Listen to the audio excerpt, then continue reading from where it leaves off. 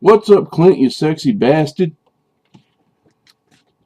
Very interesting stuff there, man. Very interesting stuff. And I can't even begin to answer why people don't like some of those movies in your list because I can't speak for everybody.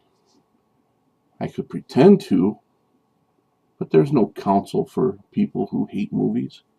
Oh, wait, yeah, there is. Never mind them. So I wrote down the movies that you brought up, and I just thought I'd share a little opinion on each one of them as to why, whether I do or I don't like them, why I can't understand why people don't like them, or why I do understand why people don't like them. Okay, see if this makes sense. First off, you said Nightmare on Elm Street remake. A lot of people, from what I had read, I've listened to a few reviews on it. People were saying, no, it was weak. It was a bad remake. This, that, and the other. They didn't like the new Freddy, and even you had mentioned it wasn't what's his name? The original Freddy Krueger. His name escapes me all of a sudden. Well, yeah, if it was the original one, then it wouldn't be a remake. It'd be a sequel, right? Also, I think some people were misinformed for some reason. For years, they've been misinformed. One person actually got online and said, they took Freddy Krueger and they turned him into a child-killing molester. That's what he was. From the very first movie, he was a child-killing molester. That's what he was. You find this out later in part 5 or 6. That's why the parents got together and burned him. He's a child-killing molester. I have yet to see the Nightmare on Elm Street remake. I may still see it, even though it's gotten some really bad reviews, only because I really do like the actor who's playing Freddy Krueger, Jack Earl Haley. He played Rorschach in The Watchmen, and he played Kelly Leak in the Bad News Bears, the original Bad News Bears. So I'm interested in seeing what he does with the role. If I can get it on Netflix, I will. I'm paying the same amount no matter what. Might as well, right? So I'll check it out and let you know what I think. Halloween 3.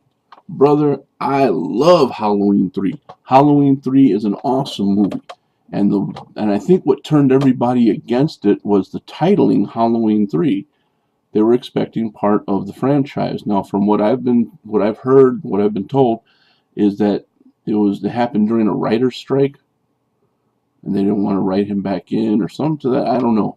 I don't know what it was. And then other people said that it was going to continue on as a series, but each time they did it, it was going to be a different story. The only thing it would have in common was Halloween. Well, I don't know if that was such a hot idea, if that's the truth, because if I went to see Friday the 13th and I saw Friday the 13th Part 2 and it had nothing to do with Part 1, I'd be a little put off by it too. Personally, I think that movie should have been released under a title that had nothing to do with the Halloween franchise. Or call it Halloween: A New Story, or any number of things. You could have called it Sam Hain, All Hallows Eve. Anything having to do with Halloween but not making it part of the franchise would have made it a little more palatable for a lot of people. You did see the weak attempts they did to make it part of the franchise by sticking in commercials for the Halloween movie here and there. They showed Michael Myers on the TV in the bar, or on TV at home. That's as close to Michael Myers as we got.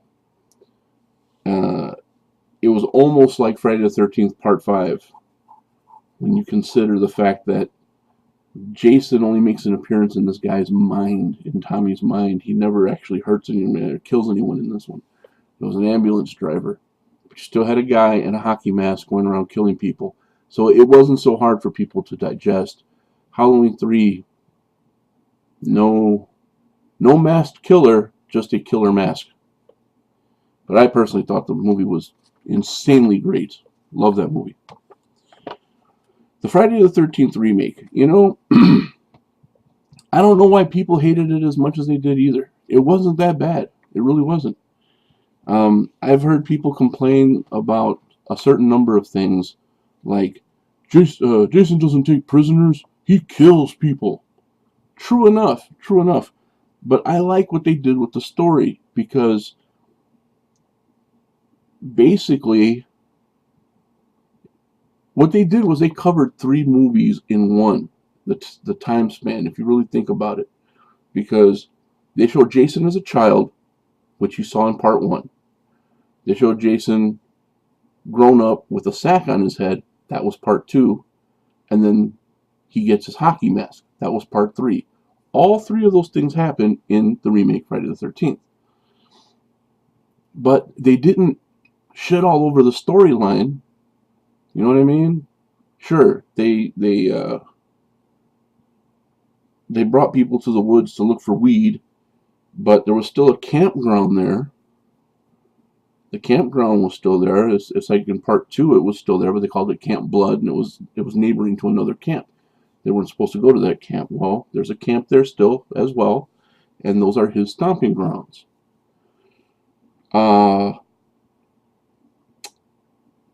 Yeah, they took the fact that he missed his mother, took that to another level, and found a girl. I knew what was going to happen as soon as the guy found that pendant, that picture of his mom, and said, hey, you look just like her. As soon as he said that, I knew Jason was going to see her and think it was his mom. Now, a lot of people said Jason wouldn't have done that. Jason would have just killed her right off. Baloney. In part 2, the girl acted like his mother. She put the sweater on, pulled her hair back, sat there, and she goes, and as soon as he busted to the door, she went, Jason! And he stopped dead in his tracks. He didn't try to kill her.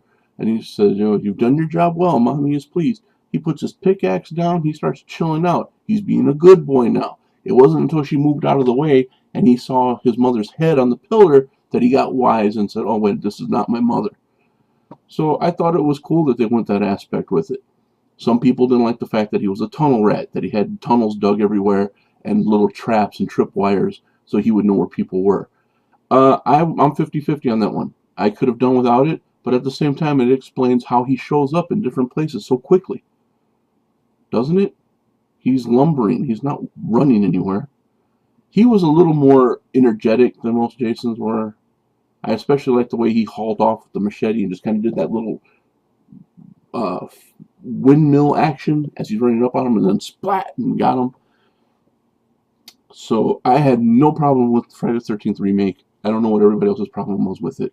Those are the only things I can point out that people kind of had a problem with, was the whole keeping her prisoner and keeping her there.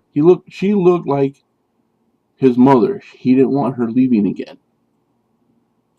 That's also another thing that I personally have a problem with.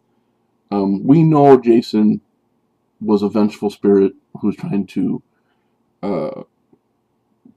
he saw his mother killed. We know that. But that's all I need to know. You don't have to soften him up and make him sound like a crying mama's boy. I don't need that. But other than that, I love it. I don't own it. I will own it one day. No problem with the Friday the 13th remake. Halloween remake. And then the sequel. Okay. Now we're getting into the territory of stuff that I don't really care for. And this is why. Where Friday the 13th was remade, and they kind of kept to the story, they just tweaked it here and there. I think Rob Zombie took a king-size shit all over the story. And yes, it was his vision. Yes, I understand. The first one was almost tolerable, other than the fact that the whole broken home thing, I didn't get into that. Now, why didn't I get into that? Well, because it made me care about where Michael had come from too much. It dug way too far into his psyche, and I mean, he's just a kid with problems who came from a broken home and nobody recognized it. He grew up bullied and killing animals, and eventually, like most serial killers do, he grows into killing real people. That took away all the mystique of Michael Myers. In the original, when the doctor says, I looked into his eyes and I knew there was nothing behind them. I knew I was looking at pure evil. Never saying where did the evil come from. Because when you see his parents pull up after he killed his sister in the original one, they live in a nice house. They look like solid people. Everybody looked very well maintained. They look like people of, you know, upstanding citizens in their community. So where did that darkness come from? You know, how had he been evil since birth? Did something happen along the way? Those were questions that were never answered, and for me that was perfect because I didn't want to know. All I wanted to know was that this guy he embodied an evil that kept him going even though he was shot, burned, everything. So yeah, I didn't really care for the remake because of that. You know, and here's another thing. I almost gave Rob Zombie kudos because, again, like in every movie he does, he stuck his wife in there. Okay, fine. Call it cheap labor. Call it he's never going to get a BJ again if she's not in the movie. Whatever you want to call it. But he always uses her in every movie, just like he used her in every music video just before White Zombie broke up. She became more important than the band. Okay, fine. Here's the thing. I almost gave him mad kudos because she was in the movie. She did what she had to do. Her son gets put in a mental institution. She puts a gun in her mouth, blows her brains out. The end. She's not throughout the whole movie. I thought, good for you, man. Stand your ground. Don't, that's your story. Don't let her say, no, you're not killing me off. I'm staying till the end. And then the sequel came along. And he was like, sure, honey, you can be in this one too. I'll write you back in. Now you're a ghost. Now you can be in all the sequels. Fucker. Not only that, but basically what he did was he took characters from the original that I really cared about. That's part of what makes the movie good, is when you care about the character. If you don't care about the character, fuck all. It could be whoever's in there. It'll either focus on the killer or it'll focus on everything. But he took characters that I cared about in the originals and turned them into shit. Okay, Dr. Loomis was no longer this crusading doctor who was concerned with putting this evil away and saving the town. In the remake, he was an egotistical snot who I could care less about. I wanted him dead. I didn't care about him anymore. He was a jagoff. Okay. Oh yes, he played him well, but that's not the Dr. Loomis I know. Turned him into a jagoff. I didn't like it. And the Strode chick, Laurie Strode, who was she? She was the most disposable character I'd ever met in my life. She wasn't the girl the innocent girl from the originals who, she had to come into her own and kind of get strong after a while. She was just this meandering Mimi she was just there. I did think it was kind of cool that you put Danielle Harris in there because she was in part 4 and part 5. The only problem I had with that was when we saw her in part 4 and part 5, she was a child. She was a small morsel of a person. Now we see her and she's showing her titties everywhere. Kind of on the line there, man. Guys, made me a little uneasy, but I digress. Then he, in the sequel,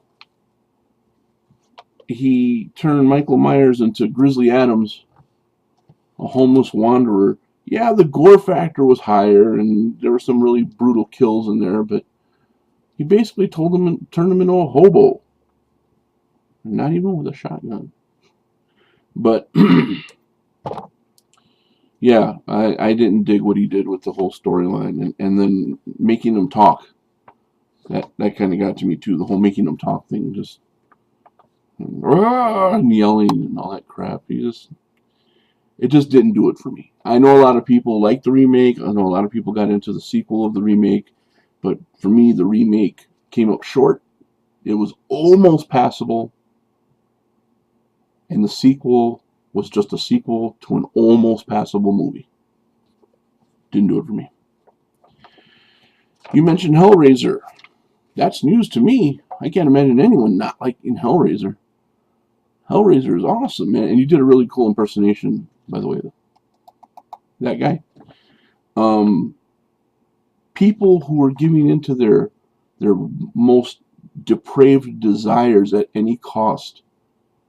And the Cenobites, the way he says, we're demons to some, angels to others.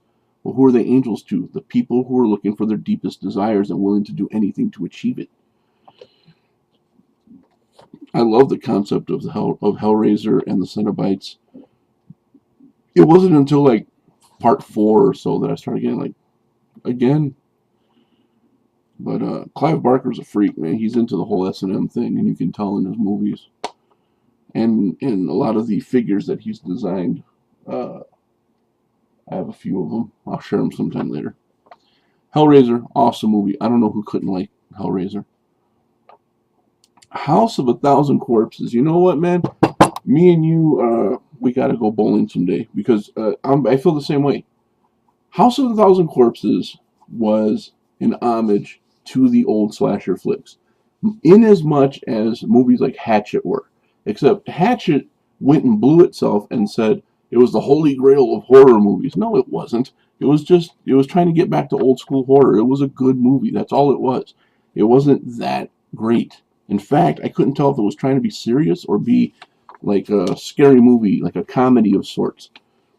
So House of a Thousand Corpses, though, was brutal. It was raw. My only complaint about House of a Thousand Corpses was when I went into it, and I don't know if anybody else had this problem, when I went into it, I was expecting a movie about cannibals. The song sounded like it was talking about cooking and eating people, and when they go into Captain Spaulding's museum, he keeps saying, so-and-so, son, career farmer, cannibal. Everyone he pointed out was a cannibal. So I thought this was a family of cannibals, which I think is a real touchy subject for me. I like watching movies about cannibalism. The thought that somebody's out there eating people, it unnerves me to some point. So when I found out that's not what it was about, then I'm kind of like, oh, well, what is it about then? And it's just basically a family of people, a family of killers, family of murderers. Devil's Rejects, everybody liked that one better than House of a Thousand Corpses. It took me a while to warm up to Devil's Rejects. Because then it became a whole other monster. It just became like a psychotic Bonnie and Clyde kind of movie. It was no longer a religious sect of a murdering family. It was, in fact, 3 people on a crime spree. Then it started reminding me of the 3 people from Last House on the Left. But it was brutal. It was very cool. And I'm surprised he hasn't come up with a 3rd part to that, even though we see them get blown away at the end of the movie. People say, no, they can't do a sequel. We saw them get shot. Yeah, I saw his wife blow her brains out at the end of Halloween 1, and she was back. So don't tell me you can't make a sequel. Paranormal Activity. Brother, here's my problem with Paranormal Activity, and it's my own fault. I am a victim of the hype machine. When I saw the commercials for this movie with everybody coming out of the theaters crying and shaking and unable to walk under their own power and talking about they hadn't slept in days, when I saw the reaction videos of people in the audience just completely freaking out, I thought, this is going to be it, man. This is going to be the movie that finally scares me after so many years of not being scared. And nothing. Less than nothing. I guess I went in with the wrong thing in mind, I was expecting a boom, and all I got was a pop. Best part of that whole movie was probably the very end, when he got thrown through the door. It kind of, this is where my imagination had to kind of kick in, and I thought about what happened downstairs, and then this person, this possessed person, is carrying him back up the stairs and throwing him through the door. That was kind of cool. And then she came in and made that face at the, which was kind of cheap shotty to me. It was kind of like it was a cheap shot move with the demonic face being thrown at the very end. Um, but all in all, that was the best part of the movie. That one movie nerd did a review about it, and I think it was one of the best reviews for that movie. He said in his review, um, in the preview, in the commercial, there's a scene where the door slams, and he thought that was really cool. And throughout the movie, he kept saying, this is the part where the door slams," and it didn't happen. And after a while, he realized, if you have me anticipating the slamming of a door, then you're doing something really wrong in this movie. It's like, that's the one thing he was looking forward to, was listening to a door slam. The rest of the movie failed. So it wasn't what it was made out to be. I think it hyped itself way, way, way too much. But it's not the first time a movie's done this. I mean, The Exorcist, the original Exorcist, had write-ups in the paper. I remember I was around 3 or 4 at the time, maybe 5. And I remember newspapers talking about stories of people passing out in the theaters, people being carried out by the ushers. And that was all true. That all really happened. My mom went to go see The Exorcist in the theaters when it first came out with her cousins, and they couldn't sit through the whole thing. But this was in the 70s, a whole different mindset back then. Now people look at a movie like The Exorcist, and you're hard-pressed to find anybody who actually sits there and says, especially with the new generation, they're all like, that's not scary. Yeah, okay, you're sitting in a room watching it on a little TV with all the lights on, and see it on a big screen in the theater with Dolby Surround and everybody jumping around you and behind you, which should have happened with Paranormal Activity. Everybody around me was getting scared, but that was my only entertainment, was watching everybody else going, oh my God, oh my God, no. I'm like, yeah, now you're talking. But no, it just didn't do it for me. And now they have Paranormal Activity 2, which, from what I've seen so far, just looks like Paranormal Activity 1 with more money and a bigger budget. And they can do certain effects over and over again, where they can only do them once before. Will I see it? Eventually I will. It'll be out on Netflix someday, and I'll watch it then, but I'm not going to go to a theater and pay big money like I did last time. Fell for it once, won't fall for it again. I blew about $30 that night going to see that movie.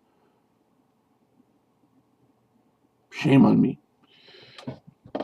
But that is my personal hang-up with Paranormal Activity 2. I don't know if everybody, or Paranormal Activity, sorry, haven't seen part 2 yet. I don't know if everybody else feels the same way, but it was not the scary movie it made itself out to be. So I hope I, for me anyway, answered a few of the questions about movies that were liked and not liked. As you can see, aside from maybe 1, 2, 3, 4 of the movies you listed, I actually liked the rest of the list. And I can't understand anybody not liking Hellraiser. That's just unforgivable. All right, Clint, you take it easy, brother. I'll be talking to you soon, man. By the way, what about these 2 remakes?